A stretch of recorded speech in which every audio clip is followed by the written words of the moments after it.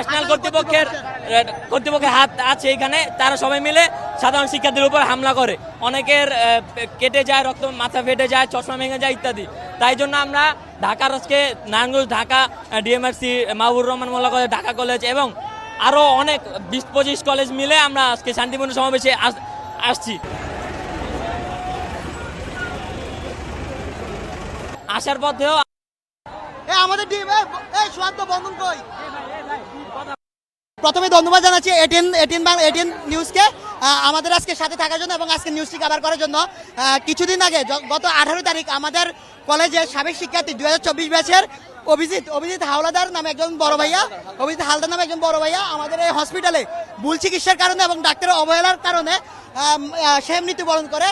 তো সেজন্য আমরা ডিএমআরসির কিছু সংখ্যক শিক্ষার্থী গত মঙ্গলবার দুপুরবেলা কলেজ টিফিন টাইমে আমরা ছুটি নিয়ে এবং কলেজের নির্দেশে আমরা এখানে এসে খুবই সুন্দরভাবে এবং শান্তিপূর্ণভাবে একটা মিছিল করে প্রতিবাদ জানাই এবং এখানে আমরা হাসপাতাল কর্তৃপক্ষের কাছে একটি বিচারের আবেদন জানাই। কিন্তু যখন অধিক সংখ্যক শিক্ষার্থী এখান থেকে এই শান্তি ত্যাগ করে, তখন কিছু সংখ্যক শিক্ষার্থী তখন এখানে অবস্থান নেয় ঢাকা পুরান ঢাকার আশেপাশের।